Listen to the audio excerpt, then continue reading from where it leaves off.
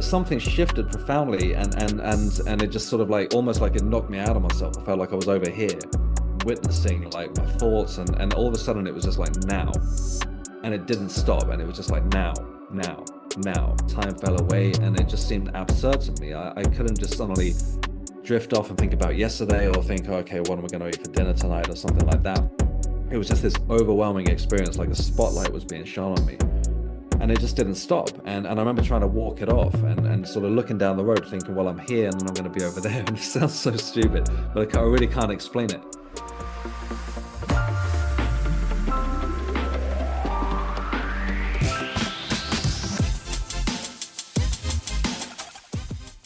Hey guys, this is Phill Webster, and you're watching Your Superior Self. Phill, thank you for taking the time. You're like the Brad Pitt amongst, I'm not going to call you medium, but if I were to say that, you are the Brad Pitt of all mediums, dude. Thank you for taking the time and hanging out with me today. What Thank my you. first Thank question you. is you. My first question to you is, how do you experience reality? Wow. Okay. How do I experience reality?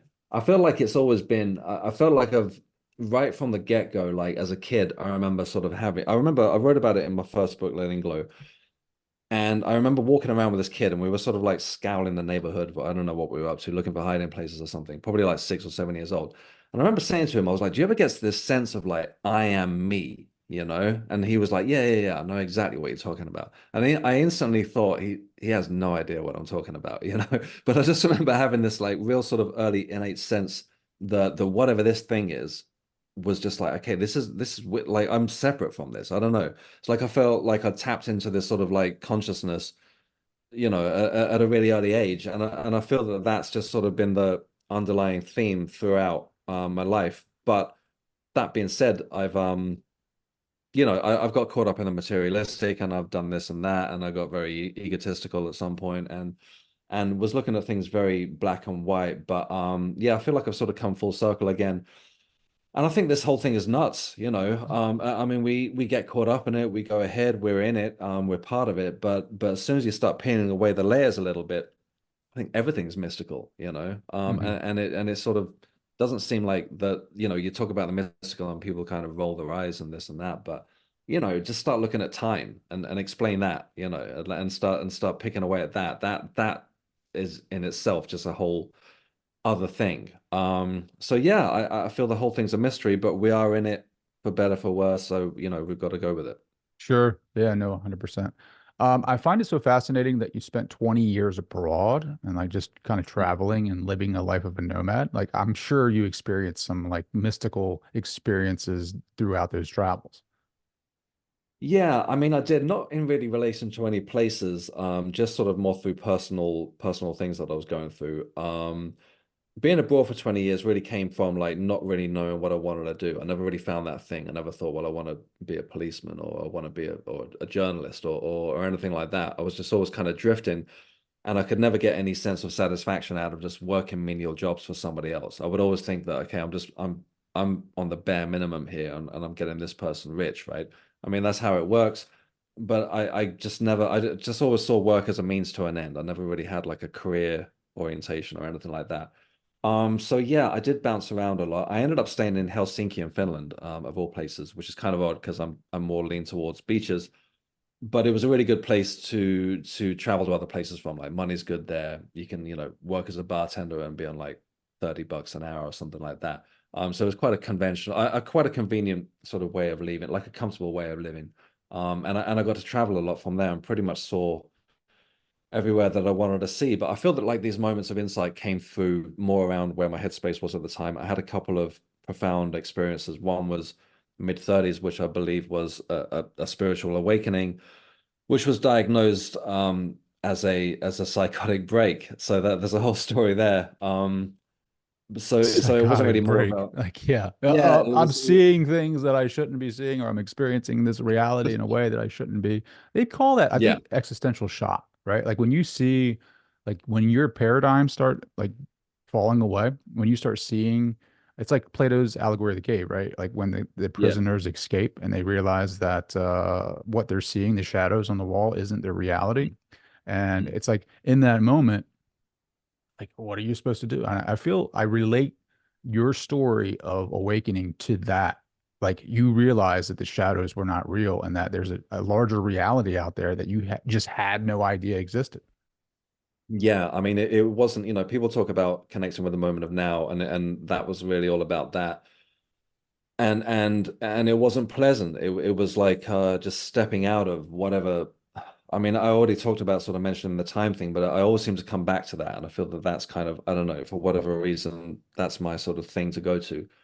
Although I don't feel completely qualified to talk about it. But the experience that I had was I just woke up one morning. I was like 35. I was running bars and clubs at the time, so living a pretty hedonistic lifestyle. And all I was kind of looking at was like the sort of pursuit of fun and sort of my own sort of selfish ideas. But I woke up one morning and I just kind of had this thought about how we've only really got the moment of now.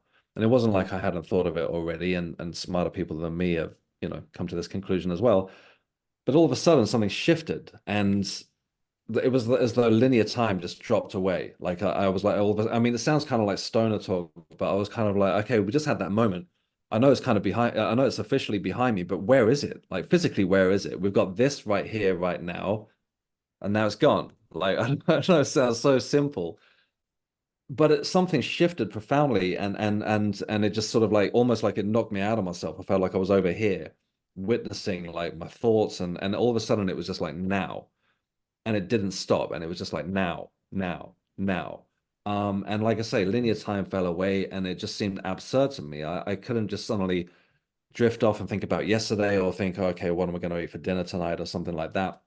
It was just this overwhelming experience, like a spotlight was being shone on me, and it just didn't stop. And I remember trying to walk it off and sort of looking down the road, thinking, well, I'm here, and then I'm going to be over there. And it sounds so stupid, but I really can't explain it, and it just didn't make sense, and I tried to go to work and I tried to tell people what I was going through, and everyone was kind of like, sure, with a sort of glazed expression and sympathy. I have to give them that, but I just felt like I just stepped out into an alternate reality, and about 2 weeks in, I started thinking, well, this ain't working for me, I need to go see a doctor. And the doctor said, well, yeah, this is psychosis, and gave me a bunch of anti-anxiety meds, sleeping pills, stuff like that. And the sleeping pills would knock me out, but I would wake up again and this whole thing would start again. It was just like now, now, now. It was like an ultimate awareness of just like my place in the world. And everything else just seemed just ridiculous. Went to see another doctor a few weeks later. It just didn't stop. It was like 24/7, same diagnosis, psychosis. And eventually, I'd say a couple of months in, I got to a point where I was like, well, this just doesn't work for me anymore. Like I got to a sort of very dark place where I just felt completely disconnected from everything. Just this constant state of anxiety and just this, again, I just couldn't stop it. And through desperation, I found a therapist who was a hypnotist. And I was like, okay, man, just zap this shit away. This is like, I can't do this anymore. And he said, no, no, no. He was like, you're fine. He said, this is an awakening. He said, you're experiencing ultimate reality. And he mentioned a couple of things like shamanic sickness and stuff like that, which didn't mean anything to me. He did use the word mystic, which I felt really uncomfortable about. I was like, what the hell are you talking about? I was just like, just make this stop. And he gave me a very basic grounding meditation, which pretty much instantly brought me back. It didn't last, but I was like just this wave of relief. And I had to keep it up. I had to do this meditation every day because it would give me a few hours and I'd sort of be back online.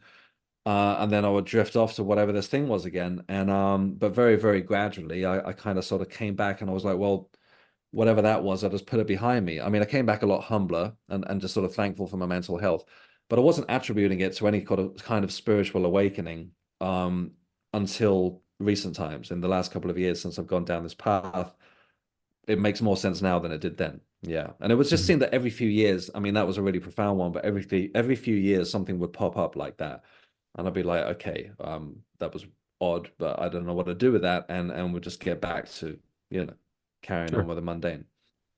Did you feel anything like in your body when that was happening? Did you feel like, or is it just kind of like mentally, like kind of It was, taking you? yeah, it was mental, but it was very much just that horrible wave of panic. I mean, I guess that was just kind of my body's reaction to it, to whatever was going on in my brain or whatever you would want to call it, my consciousness.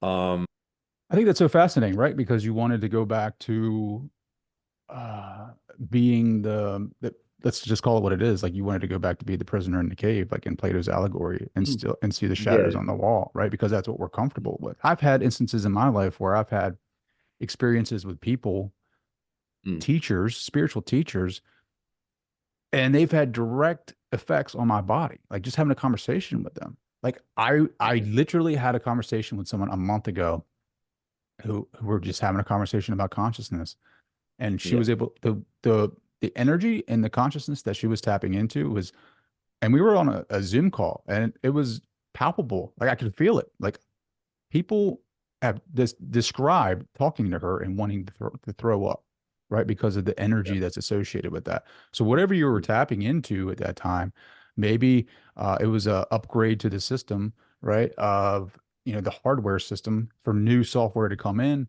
to kind of like give you a different perspective on this life, like maybe to get your Mm. attention to make, maybe it was a timeline merging or something similar to that, to where now it's changing your trajectory in your life, sending you down a totally different path. Obviously, right? I feel like Mm. that's definitely salient in this case, to where now you are practicing techniques and protocols that are strengthening your mediumship or your abilities to tap into consciousness to receive personalized messages for people about past loved ones and kind of show them a Mm. new. I mean, you're giving people existential shock essentially, right? Just being able to tap into consciousness and give them messages about people that they think are gone. But realistically, Mm. again, Mm. going back to your metaphysical moment, everything is now. Mm. Yeah.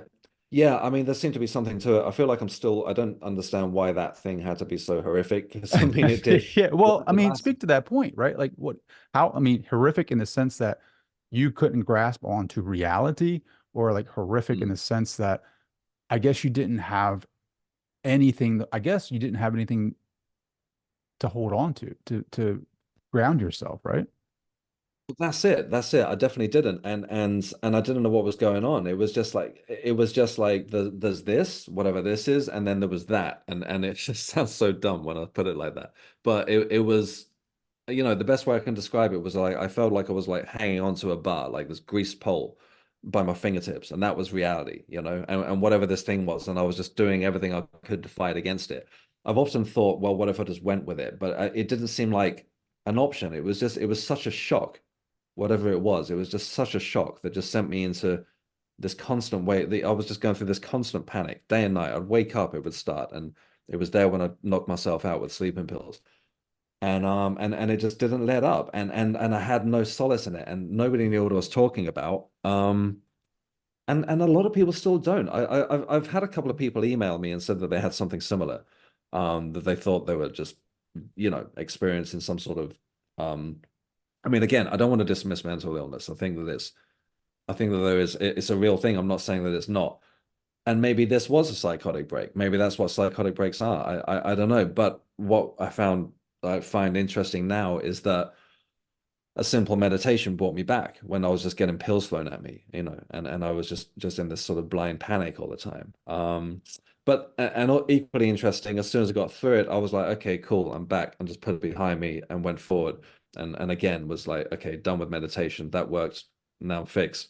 But again, I definitely came back with a different perspective and a sort of appreciation and sort of not sweating the small stuff. I pretty much came back to the UK straight after that, looked into acting and all this kind of stuff, which I thought I wanted to do at the time. And it's still fine, but it's not really my primary goal or anything like that. But it just kind of ticked off a couple of things, that I probably, wish I'd have always done or something like that. Mhm. And for a good few years, everything was going nicely. And then yeah, 2020 came along and then a lot changed again. So yeah. Sure. So what was the moment, right? Like you have this, I mean, was it anything in addition to kind of, this was the catalyst for your transformation into being like a medium? Like what was that moment for you where you started? And again, I know you don't like to Yeah. label yourself, but as far as, working with consciousness, like what was the moment for you that was like, I'm going to pursue this? Well, that was just around my mum passing, 100%. That was really the change. So, I'd always kind of had an eye on the esoteric, but it wasn't really my main interest. I'd read stuff when I was younger, and when I was a kid, I was convinced that there were like paranormal things happening around the house, stuff like that. But as I got older, I thought, well, did they? That's probably just like the kid's imagination or something. And I had a astral projection experience as a teenager, and again got older and thought, well, probably did happen, but like, so what? I don't know. That wasn't my sort of. I wasn't going down that route at all. So I wasn't really, I talk about these things and it's kind of one thing after the other, but there were long stretches where all I was concerned about was, I don't know, partying or I don't know, the next job or paying the rent and all that kind of stuff. I wasn't walking around like, like Yoda or anything. But Yeah. but yeah, 2020 came along and we all went through that. So my mum lived on this place called the Isle of Wight where I grew up, which is at the south of England, and it's a very rural place, lots of beaches and all that kind of thing. And she'd been on her own for like since I went away, basically. And so she was 76 years old. So because of that, I'd kept away through the pandemic, tried to do the right thing, did what we were told. And I'm based in London, so it's about 2, 3 hours away. But we would FaceTime every day, and I hadn't seen her at this point for maybe 3 months or so. She was supposed to come to London for Christmas. The government were changing their minds about stuff, and we decided against it. So it had been a while since I'd seen her, and this was mid-January 2021. And anyway, so on a FaceTime call after a couple that day, and it was quite late at night, maybe 10 at night, she picked up the phone, and as she picked up the phone, she kind of leant into the screen, and there was a man leaning in from the other side. And like both of them were taking up the screen, and I could sort of see him long enough that I could describe him. He had thinning gray hair, glasses, kind of gaunt face, and looked like he was in his late 60s, something like that. And I was kind of shocked, right? We were in a lockdown at the time. I knew her whole routine. I knew everyone around there. We hadn't got any family there. And again, it was like 10 at night, and there shouldn't have been anyone there. So I was kind of like, who the hell's that guy? And he sort of went out of shot, and she sat down, and I said, who's that? And she said, who's what? And I said, well, I just saw someone. Who's the guy? And she said, well, no, there's not been anyone here all day. And talked about she had these carers that were, call them carers. They were kind of like voluntary nurses that would come around and help her with her meds, but they were never there like after 6 p.m. They would just like make a cup of tea for her, make sure she took her pills in order, and they would disappear. They didn't really do that much. Anyway, I'd never seen them there after 6 p.m. and this was quite late at night. And so naturally I'd assumed that it was one of them. But she was like, no, no, no, they were here earlier, and was complaining about them and this and that. And just sort of telling me about her day. And I had to interrupt and I said, Mum, I just saw someone. I said, so who? I said, are you telling me you're in the house alone? And she said, yeah, yeah, and just dismissed it. And I could always tell when there was someone with her because she would put on all these airs and graces. She would speak a lot posher, couldn't get a straight conversation out of her. And she wasn't doing any of that. So I thought, all right, well, I guess I was mistaken. And I just, let it go. And we talked for like nearly another hour. I went to bed that night, and then the next morning I got a call from a neighbor that couldn't get in their house, and they said that they'd looked through the letterbox and saw my mum on the floor, and she had a heart attack that morning. So for all of the shock and the grief and everything that comes with that, and I always say I just kind of this is just like my little nugget of truth through this is when we lose a parent, I believe that we lose the one true witness to our lives. Of Mhm. course, we have different relationships with our parents, but I feel that that's really like again, it feels like stepping into this new reality where you had that person there the whole time, and then they're not. And even at my in my well mid 40s, it was like the last little pieces of childhood went there. But through all of it, my mind kept going back to this guy, and I'm like, okay, so what are we talking here? Are we talking like ghosts or something? I didn't recognize him. He didn't look like an uncle or something that had died or whatever. And I wasn't versed in any of this stuff. So I started looking into it basically. I was working on a movie, I was working on a big Marvel superhero thing, and I had a lot of time to sit around. So I started reading like books that I'd read before, like Neil Donald Walsh, stuff like that, sort of traditional kind of spiritual sort of material. And then I came across a book on mediumship by a lady called Claire Broad. And what was interesting about this, and I didn't really sort of think much of it at the time, was I didn't know where she was from. She could have been from the States, she could have been English or whatever. And the first story took place of her experience of first experience of mediumship as a kid, took place across the street from where I lived, like in a graveyard right there. So I could literally like look out my window and see the graveyard she's talking about in her opening pages. And I thought, well, that's a funny coincidence. There's a lot of people in London. And again, I didn't even know she was English. And this book really resonated with me. And pretty soon after that, I saw that Claire was having a workshop at a place called the College of Psychic Studies, which sounded ridiculous to me at the time. I was like, College of what? You know, it's like, you know, like Dr. Xavier's X-Men school or whatever. Sure. But I went along just because her book had resonated so much. And I told her the story that I told you and a couple of other things that had happened over the years. And she was like, well, yeah, that makes perfect sense. And we kept in touch. And that was really the what opened the door to mediumship. Mhm. Yeah. So when you saw the guy on your phone, did you see him like you see me now? Like, did it look like an actual like real person, or was it like Yeah. kind of like like a ghost figure or translucent or something like that? No, nothing like, nothing sort of holographic about him or anything like that. He just looked like somebody there. And I would just remember being instantly annoyed, like thinking, oh, who the heck's this guy? Mom, Um, who you is know, this guy in your house right yeah. now? Well, I mean, I was keeping away, and I was trying, I was really concerned about her doing the right thing. I did buy into the whole, you know, I did everything that we were supposed to be officially doing. I don't know how I feel about it with hindsight, but who knows? I had friends that gave their parents COVID and who lost their parents. So I was really, really ultra sort of mindful of her not getting it.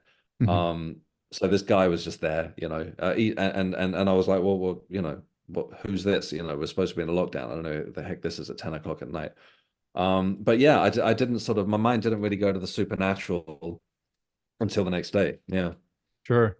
Well, yeah. Well, I've been reading a lot of hospice work recently. There is a book that I'm reading that my mom gave me about a nurse who was in hospice care, and she talks about the experiences that she had with her clients during or close enough to that time of death, right? So being a medium or being someone that can tap into that, and she passed away the next morning, correct? She did. Yeah. Yeah, that So was I it. That was wonder the if last that was conversation. like similar to like, you know what I mean? Like the one to get your attention to, pay attention, right? Yeah. Say, hey, look, this is going to be a significant part of your life now. And then maybe you're Yeah. tapping into Yeah. like a shared death experience that they talk about with people that Yeah. are passing. I just dismissed it. And it's odd, like, so, the thing that it did is make me look back at other experiences that I dismissed and look at them through this new lens of like, okay, well, what if all of these things were actually a thing? And there was a couple of other things through the years. Talk And about the then out of that body just, experience. The out of body experience is like that stuff to me is yeah. so fascinating because I feel like if you have an out of body experience, like you have that knowing of like I'm not that body, right? Like because I'm totally Mhm. just detached from that perspective and I'm seeing the world totally different.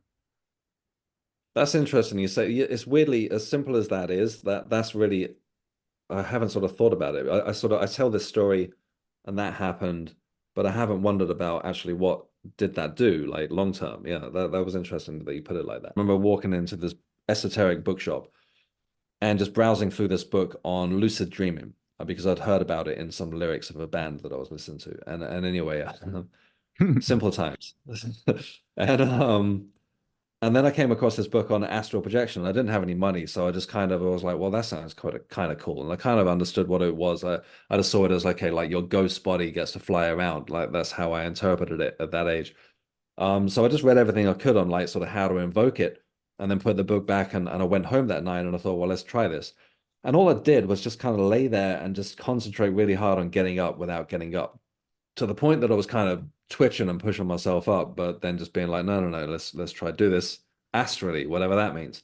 Um, and then very quickly, like achieving this separation, and I felt this. I was laying on the bed. I felt myself rising above it. It felt like flying feels, like in a dream or something. It felt completely natural. I was like, okay, yeah, I'm floating up here, although I could still feel myself laying on the bed. But the thing that I wasn't counting on was a third perspective from the side of the room, and that was just like too much for me at that age. No idea what was happening. So suddenly I could see the whole thing from the side of the room. I was laying on the bed with my eyes closed. I was up here somewhere, but there was this third perspective where I could see myself on the bed. I could see myself above the bed, and I'm like this witness to it over here. And I was like, okay, whoa, that's too much. And I just kind of snapped myself out of it. and just went downstairs, drank some milk, something like that. I don't know. And Drink some milk. yeah, I don't know what I was just like, well, okay, I'll just eat and drink, and I don't, and it was probably the best thing to do, to be honest. So you saw yourself in the bed, and then you saw Yeah, yourself above your above body. it, So and I was just, what were you as above the body? Were you still like in like energy form, light form? I could feel this sensation of being above it. I don't remember having a vision from up there. Um, Eventually I went to sleep. I went into school the next day, told my friend about it. He was like, cool. And that was that, you know. But then some years later, I watched a like a morning TV show over here. And I sort of, again, I didn't know what to do with that memory. I just was like, well, did it happen? Or was started doubting it, you know, over questioning it, thinking, was it a dream or what? And then some years later, a guy called into a TV show. They had a psychic there. And this guy called in and he said, look, he said, this thing happened to me last night. And he said, and I felt like I was rising above the bed. And he described it as I felt like I was the wall, like watching the whole thing. Mm. And I was like, well, that's the first time I've heard anyone said that. I'd read all these things about it. No one had mentioned this third perspective. And I still don't hear about this third perspective when I look at that subject. But yeah, this guy described exactly what happened to me, which kind of validated it. But again, it was like, okay, well, I guess that happened, but so what, you know? And then just carried on. So yeah, you know, it was that was an early one. And then a couple of others, like I say, just before after that whole sort of whatever was going on, you know, this moment of now kind of thing. That's a few years after that. I remember waking up one morning and I was kind of in that limbo state. And again, not in any way thinking about spiritual stuff at all. Probably like, well, actually, no, I was already in my 40s at this point. And I remember waking up, and the best way I can describe it is as though I felt like I was being downloaded with information through the top of my head. And it felt like a rainbow stream of consciousness. That was the way I could describe it at the time. And something smarter than me was saying, okay, do you still want this or what? And I just flipped out. I thought, okay, this is that whatever that thing happened a few years before was. I don't want any part of it. And I was just kind of whoa, whoa, whoa, whoa, just you know, and I kind of snapped myself out of it and like woke up. And interestingly, as I laid back, and this sounds, I know how this sounds, but there was a holographic grid between myself and the ceiling. And I just kind of watched it and it faded out. And I thought, well, that's odd, you know. Um, my fiance wasn't with me at the time, and she hasn't got a, you know, she's not into any of this at all.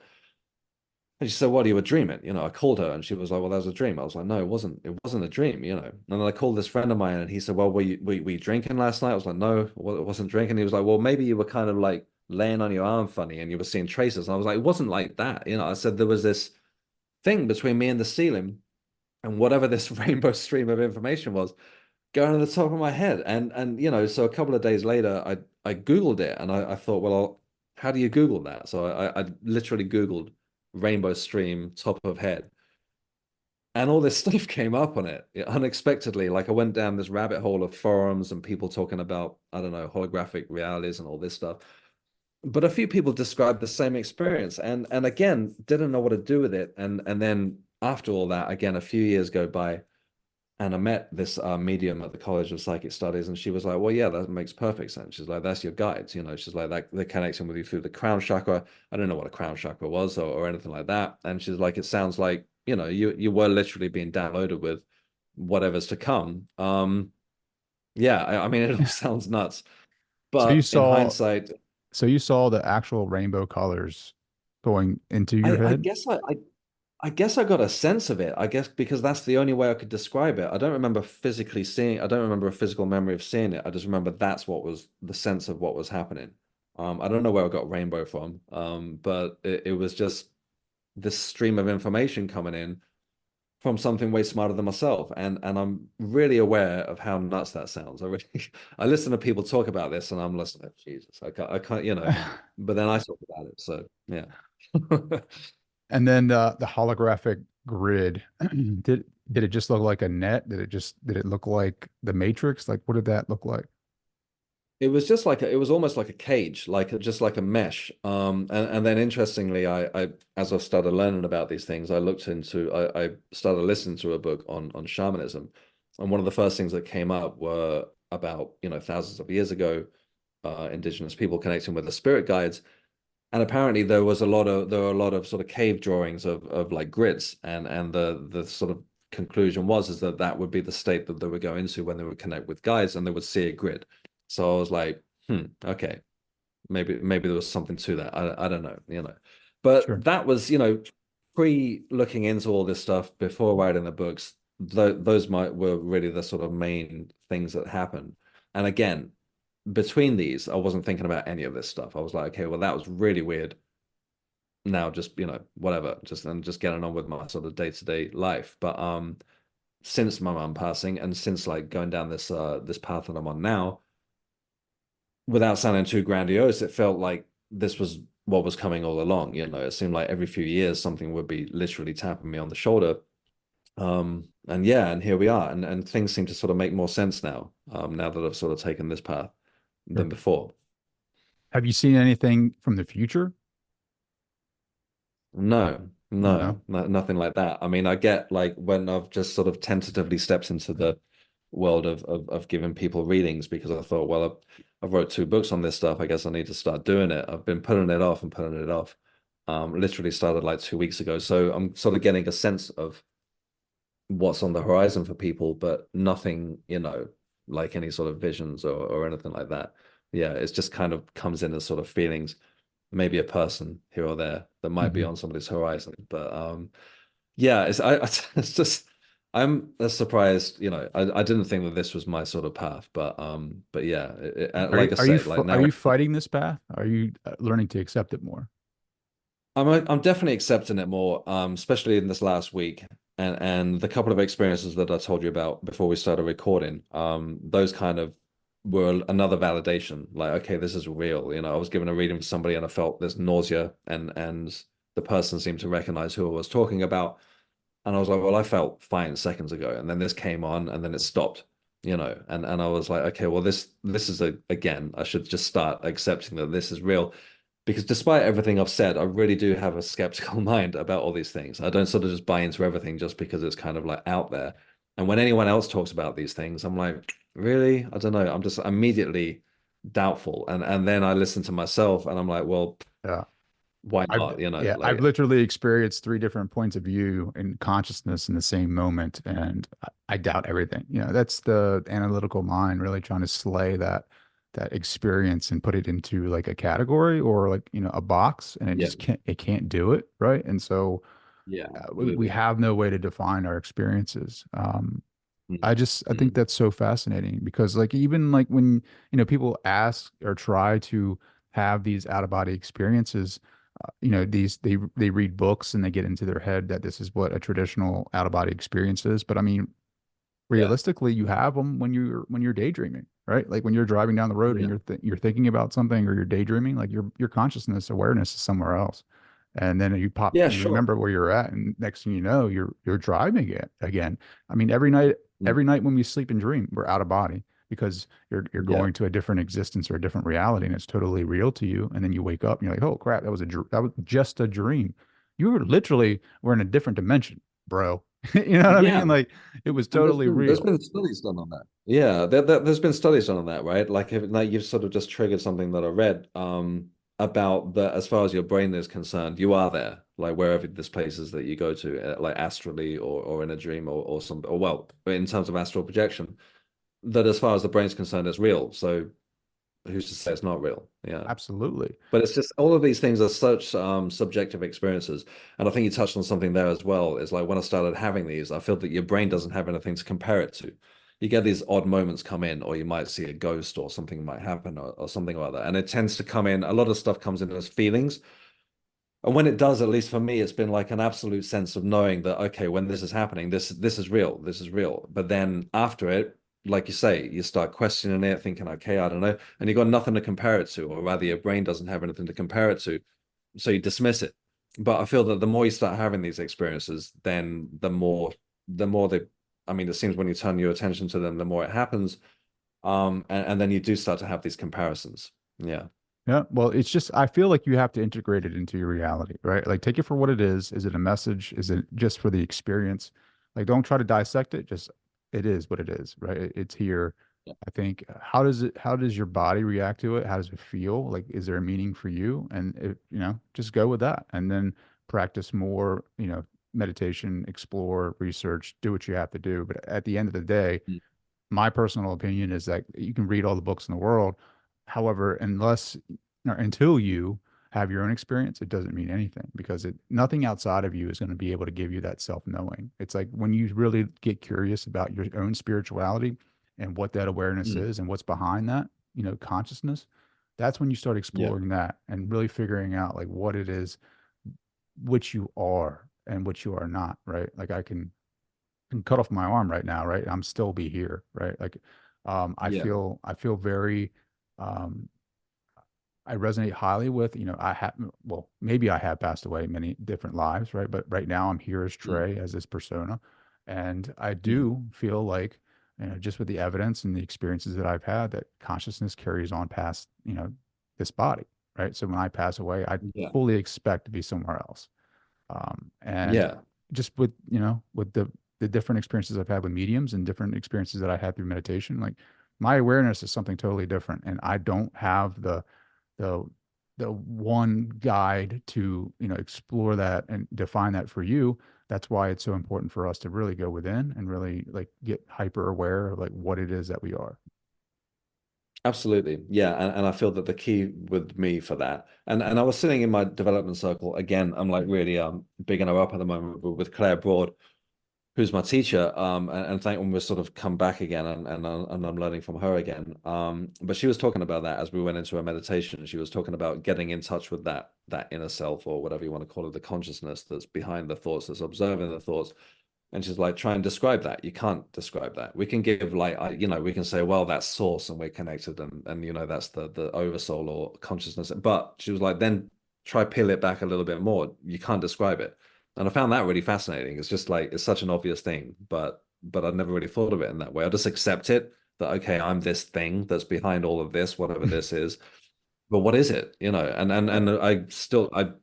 yeah, God, I don't know. Well, it's so Yeah. fascinating that you had that holographic vision, right? Because in a Mm. hologram, like it would, I'm not a scientist or a physicist or anything like that, where I can totally explain, dissect a hologram. But to me, Mm. it would seem that an awareness inside of a hologram can access all points of that, right? So Mm. you being able to and be, hearing the concept that we are multidimensional, like you should be able to see your body, see the body above and on the ceiling, and then have a different perspective in the corner of the room, right? If it's a part of a hologram, it's encased in that. So you should be able to have access to all of that if you're able to kind of access those points of entry from your awareness, which totally, I say it makes sense, but it's hard for me to follow that sometimes. Like when I really try to get into the nuts and bolts of how that actually works. But then again, I Yeah. don't think we have the capacity to fully understand this stuff, right? Like in these human Mm. bodies, in the human brain, I think again, going back to the point of like we try to put everything in a box until you have that experience or even start exploring consciousness. Like I don't know if we can Mm. fully understand it, and that's why I put a lot of emphasis on the subjective experience because it's Mm. your knowing, right? Like no one else's, it's yours. Mm. Yeah. Yeah, that was amazing. I really I keep getting something from all of this, especially when you bring it back to that astral projection experience, because that's just something again that happened and I put it behind me and I've talked about it. But yeah, when you talk about that's the first time that I've heard somebody explain it like that. And it's reminded me of things that I have read about it, about the sort of holographic universe. And yeah, that makes a lot of sense about that perspective. That's the first time actually anyone's actually made sense of that for me. So yeah, thanks. No problem, buddy. I'm here to help. But going back to, and I'm just thinking, it keeps coming up for me. I read a couple of things in your book, right? Like spirit guides and some of the practices that you have and connecting with them. Have you ever found or seen your spirit guides? Because I find that so interesting. Everyone uses those terms loosely, and Mm. I again, that skeptic in my mind, right? What is a spirit guide? Yeah. Same for me, one thing that I've really had a hard time with, and I still have a hard time with, is like how everyone and the grandmother's got like a Native American spirit guide, right? And it's like, I know a medium, like a middle-aged lady who lives in Basingstoke, in the middle of nowhere. and she's got why she got a Native American spirit guide? And she's going to to the supermarket, and I don't know. I find it like such a cliche and kind of hard to believe that each one of us has like our own little, you know, spirit guide that this indigenous mystic.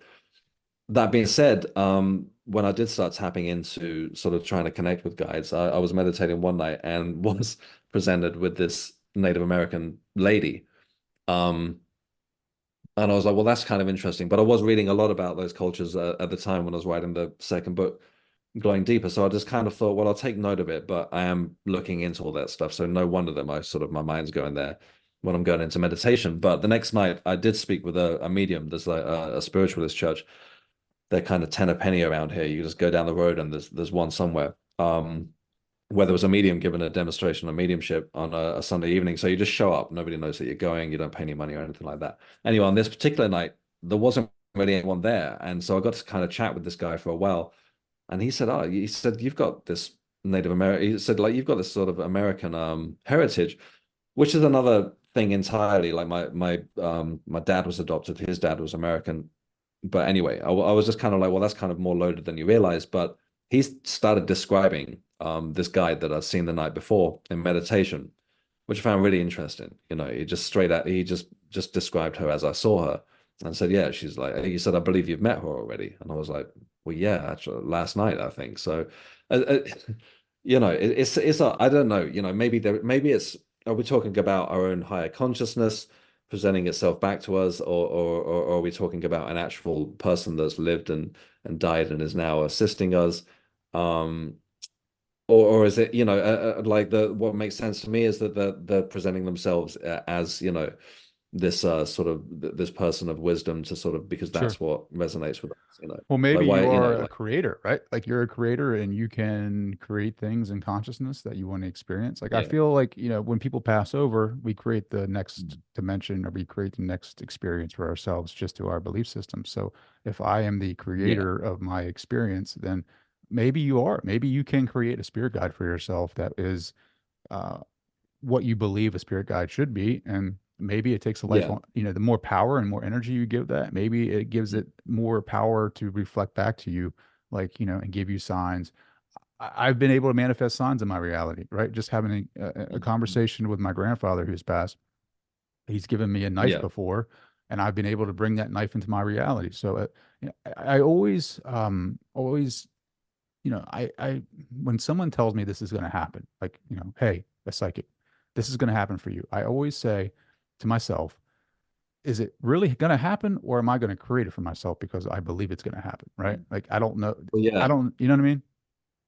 Yeah, absolutely. I mean, I had a bunch of people telling me I was going to be a medium. I went to, again, spiritualist church, and went to the first time that I stepped into one, and a lady gave me a reading. And what also was a real catalyst was this lady, nobody knew I was going. This was my first sort of experience with a medium outside of reading Claire's book. So I wandered into the same spiritualist church one night, and this lady sort of eventually she got to me. And it wasn't a given that she was coming to me. There was a few people there, but after talking about other stuff, she gave me a very brief message from my mum, and the thing for me was that her accent changed. So this medium, she had a very strong Cockney London accent, and all of a sudden she just started speaking like my mum, who had a very Northern English accent, and there's a real distinction between those two, which was like, okay, well, this is real. This is a real thing. Like, it was my mum's voice coming out of her and my mum's words, and I went away that night, and that was again just another affirmation that I was like, okay, it seems that this is all legit, which just kind of propelled me further. I've lost track of what we were talking about. Sorry. Those are the best conversations, man. When you just go down a rabbit hole. I love it. I love those kind of conversations. I'm curious to know why, like, you don't like to call yourself a medium. I just feel that I just want to be respectful of the sort of the history around it, and people that I've learned from so far. I know what I can do, and I'm far from doing what I've seen other mediums do. In my limited sort of experience with it so far, I'll see somebody, I'll be able to give a accurate description, it seems. Um, and then I'm pretty much done. I might get like a sort of sense of a message, but it's not like I can sit there for an hour and say, well, then yesterday they saw you going shopping, and then next week they want you to check that cupboard in the kitchen or so, I'm not given anything like that. It's just kind of like they look like this. This is kind of this is how they passed. And this is the sense of what I'm getting for you, to give you assurance that it's them, and then I'm done. So I feel like I've still got a way to go. And just being mindful of the again, I don't call myself a spiritualist, but here at least there's a very strong, I mean, it's essentially a religion now. There's a strong sort of reverence around that. So I don't want to just sort of be like, hey, anyone could be a medium, when there's people that have been practicing for 10 years before they've even, you know, given their Sure. first reading. So I feel like a little bit of a maverick with that. But then again, who's to say that that's not the way to go? If you buy into the whole, we're at a, having a shift of consciousness and all that kind of thing. Sure. I can respect that, right? Being humble enough to say I'm not the master. But then again, right? Like I feel the more you push something away, the more that you're just creating more resistance for yourself and like fully Yeah. stepping into that. And just, I feel Mm. like, the more that I put limitations up for myself when I say I'm not a public speaker or if I'm pushing that away because I don't have the credentials, the more that I push that away, the more it won't come to fruition for me, and the more resistance Yeah. I'll have in my path to really stepping into that power and really fulfilling that idea or concept of what I truly believe that I can be. And so, Yeah. as a Catholic, right, I think about the oldest religion in the world, one of the oldest religions in the world, and what Catholics define as being saved or going to heaven, right? And I don't think I'll ever fulfill that, right? But traditions always have these concepts and these belief systems, and then the more that we buy into that, I think the more that it kind of limits us from fulfilling that Mm. self-realization aspect or the self-individuation that Jung talks about, because we think that we have to be measured by something. And I Mm. think the ruler of old traditions is out of date. I feel like it doesn't apply anymore. And we need to, moving forward, we just need to identify our own goals and identify our own definitions of what something is and go from there, if that makes sense. Yeah, absolutely. Yeah, I mean, I couldn't agree more. I'm just being, like I say, it's just kind of a sense of learning learning from Claire Broad. The stuff she does is amazing. She's like super accurate. I mean, I've seen other mediums. I don't know if you've heard of Gordon Smith. He's Mhm. kind of like the James Van Pryor of the UK. And they're super accurate. They're giving out names, descriptions, street names, all this kind of stuff. I feel like I'm light years away from that. So just out of reverence for that, I'm not calling myself a medium. I mean, I've done quite a few interviews and what have you, and people email me and then say, yeah, I'd like to, can you give me a reading? And I'm like, no, basically. I mean, I can, try tune in intuitively.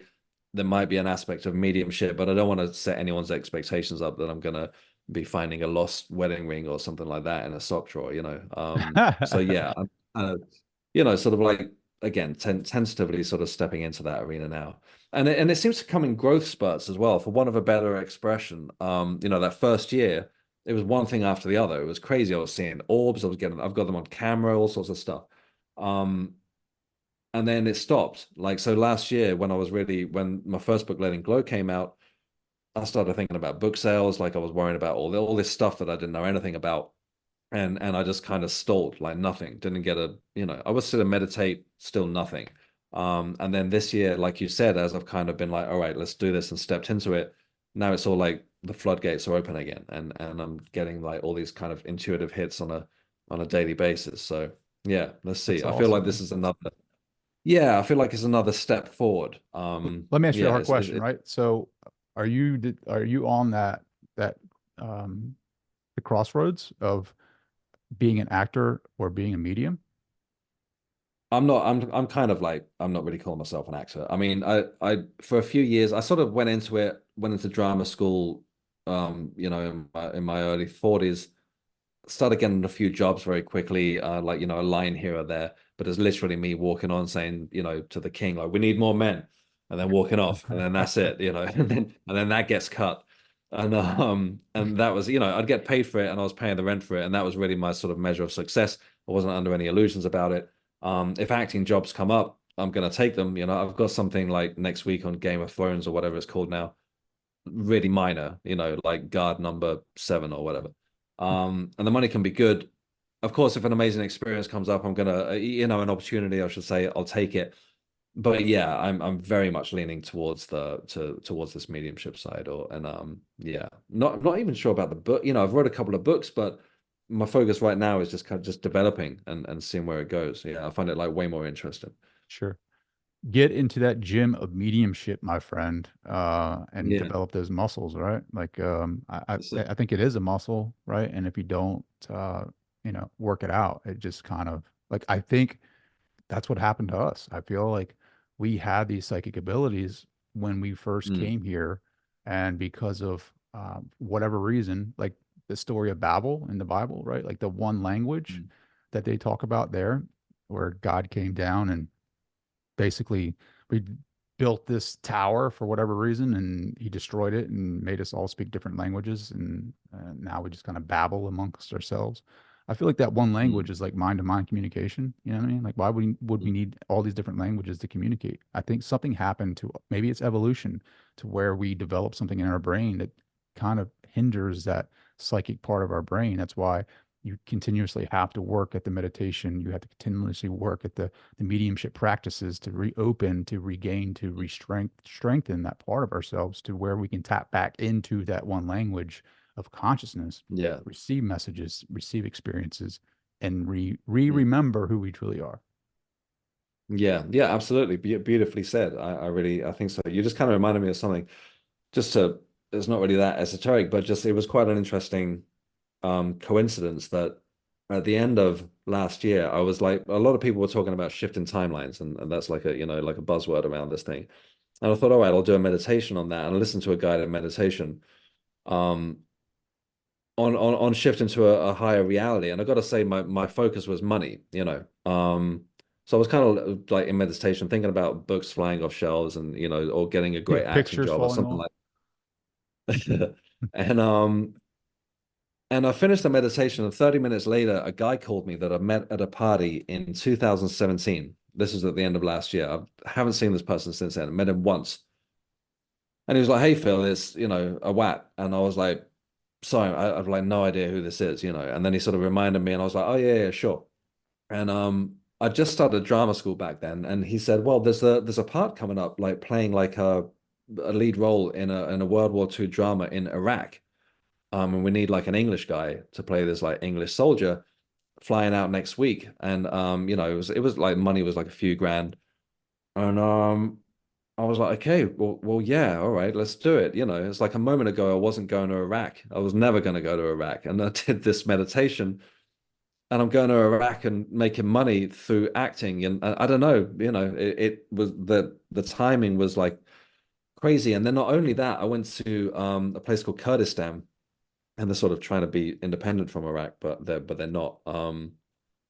But anyway, there's a place there called Erbil, and that was like there's a citadel which was supposedly the birthplace of spiritual writing, and it's supposed to be the oldest inhabited citadel in the world, like ever. Just when you were sort of going back to ancient times. And again, yeah, apparently the birthplace of spiritual writing. And I thought, well, is there something in that as well? That I'm sort of thinking, what am I going to do next? And then the next thing, I'm being taken as somebody that's wrote a couple of spiritual books to the birthplace of spiritual writing. I thought I was going to get there and touch this place and sort of have some, vision or something, but nothing. But it was interesting to go to that environment. And to be honest, since then, like I said, that it does seem to be all opening up again.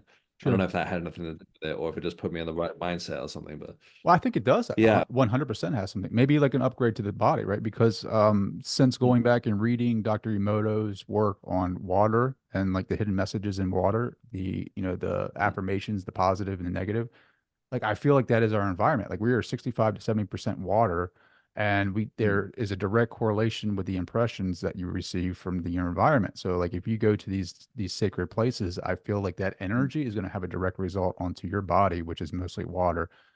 Maybe, Yeah. people that have seen the crystallization in the water that he had from positive and negative affirmations. I feel like the people that you hang out with, like, you become more like them. The environments Hmm. directly have a direct effect with how you're going to be as a person. I mean, I've been really hyper aware of like my my environment to what like I'm taking into my consciousness, TV Yeah. shows, books, conversations, like because I feel like the more that I have conversations like this, the more experiences that I have with consciousness. And not saying Mm. I'm not, I don't define myself as enlightened. I define myself as an experiencer. And I really enjoy having like those Indiana Jones moments, like to your point of like going to like one of the original places where they have written scriptures of some Mm. type of belief. To me, that's so fun. And you can do this every day of your life if you wanted to, like to manifest Mm. things and experiences for yourself where you're having a conversation and synchronicity happen. Like we don't take enough stock in synchronicities. We just always kind of, whatever. I mean, uh, I don't know. Going back to the point of like we try to categorize everything. Like just Yeah. imagine if you're really hyper conscious of like your environment and what's going on in it. I mean, it's hard not to see the daily miracles. And it's hard not Mm. to be like connected with that and say, like, do I have a part in this? I mean, just so many synchronicities that happen, especially with numbers and just conversations. And then, like, to your point, you're Mm. having a meditation, and next thing you know, you're in Iraq. And we're just kind of like, oh, where did that come from? Right. Like, but there's so Yeah. much fun and joy into that, right? Like that's a conscious Absolutely. creator right there. You know what I mean? Mm. Absolutely. Absolutely. Yeah, there are so many weird little synchronicities that are obviously pointing towards something. Yeah, yeah. And again, just sort of going back to, I really am sort of fascinated by this whole timeline thing lately because I kind of realized that that's just how it is. You go left instead of right, and then you have that experience instead of that experience, and it's kind of nuts. We just sort of go along because that's reality. That's how it works. But one thing I've been talking about lately a lot is that I could just fling this laptop at the wall, run outside singing naked, and get arrested out there on the street. My fiance comes back and she's like, well, and then and we spend the night at the police station, or we can finish this conversation and I go do what I was going to planning on doing. And that's two complete different realities. So this idea of shifting timelines, we do it all day long, and it's kind of, it sounds like such an absurd, like out there, abstract idea, but that's all this is. It's literally us shifting timelines with every single decision we make. And I'm not quite sure how the whole thing works. Sure. Yeah, that's so That's the fascinating thing. because like you have a direct connection with the moment, right? And you make a yes or no decision. And then Mm, I feel like in the multiverse, the multiple world, many worlds theories, like you're going to have like, yeah. branches of life events that happen over here from those decisions. And the same thing goes for all the yeses, right? So there could be multiple lives, multiple decisions, multiple experiences. But like, why does our awareness stick with this one? You know what I mean? Like, why am Yeah. I not aware of all those yeses and all those nos? I'm just aware of this right here. Maybe that's, maybe I am in some way connect. I mean, I feel like we're all connected in a way to all our decisions. But why am I not directly conscious of those, right? Like maybe it's something with our evolution of like what this awareness is. Like, you know what I mean? Like I don't. It's obviously unanswerable, but like those things are really what Mm. like have my attention right now. It is crazy. It is nuts, and that's kind of where I hit a brick wall with it as well. Because I get the concept of we've only got this moment of now, which leads to the idea of that there are multiple timelines going on simultaneously, and all that kind of fun stuff. But yeah, but why is this the one that we're conscious of? What's to that? Is that like something to do with like a soul blueprint coming in, like you say, like a soul evolution? But why this one? I don't know. I don't know. Sure. It's a lot. It's a lot, but But it's not at the if we same knew time. the end, man, it wouldn't be as fun, right? If you Well, had the yeah, script of your yeah. life in front of you, would you read it? I don't know. I mean, maybe. Mm. Yeah. Phill, man, this has been awesome, dude. How can people find you? Where can they pick up the book? Yeah, sure. The books should be available everywhere. It might not physically be in the shops, but they can order it. It's obviously on Amazon.